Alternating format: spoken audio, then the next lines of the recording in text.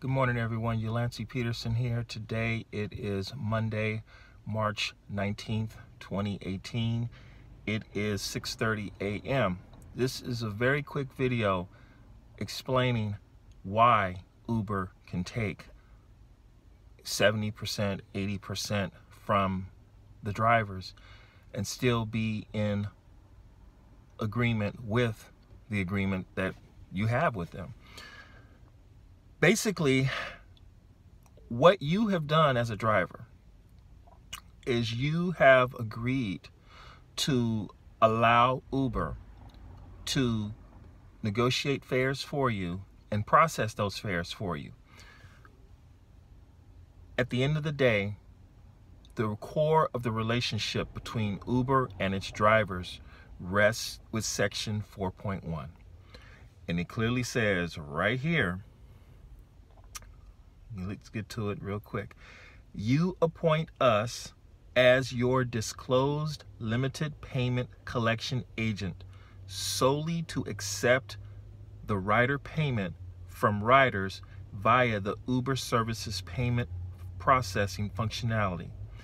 And the rider payment to us, acting as your agent, is treated the same as if the rider paid you directly for that ride. That is the core of the relationship between the driver and the company. Period. That's it. These other 20 pages of stuff they have in here, that's necessary for all the little things or whatnot. But this is who Uber is to us.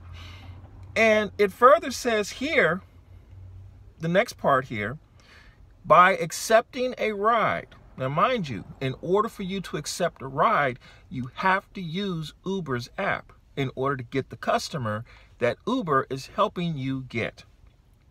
By accepting a ride, you indicate your agreement to charge the rider payment at the amount recommended by us as your agent. Okay? Now, what is Uber? What is the recommended payment? The recommended payment is the upfront fare. Hey, I mean, there you go. So that's the first part. Now, there's a very interesting fact of the contract that no one has ever considered.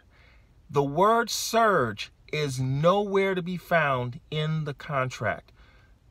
I downloaded everything available at partners.uber.com and I looked at all the contracts, and in not one form whatsoever does the word surge happen. So I'm thinking, well, it's not fair because the fare is clearly defined.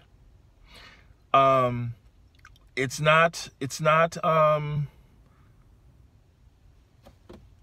ride. At the end of the day, what is the fare? What is the surge? The surge is a fee. When you go to section 4.4, it tells you what the service fee is. And it tells you, in consideration of your use of the Uber services, you will pay us a service fee that is on a per ride basis. For each ride, the service fee equals the rider payment minus the fare, tolls, and any other fees retained by us. Now, this is how they're able to get 80% from the driver. They tack on a surge to the to the fare that they recommend to the customer on your behalf. They then tell you, okay, we're going to give you $2 of this. We get to keep the rest of it because it's not fair. It is a service fee. That service fee is a tool that Uber uses to complete their stated goal. Their stated goal is to offer the customer a ride in 5 minutes or less.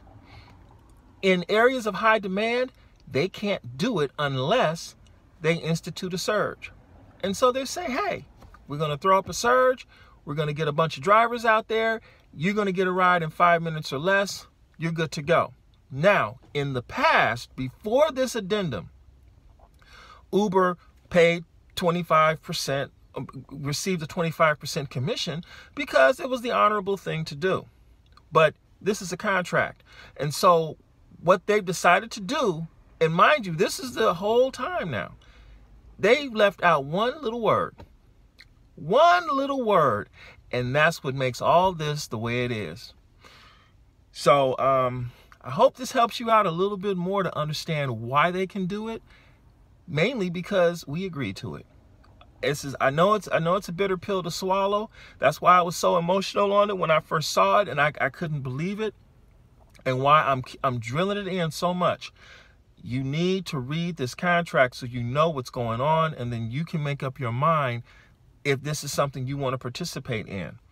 Again, the UberX drivers, the Uber pool drivers, the express pool drivers, those are the drivers that are going to be disproportionately hurt the most because they receive so much more surges. They do the bulk of the work. This is wrong, but hey, this is the contract. Take care. Thank you.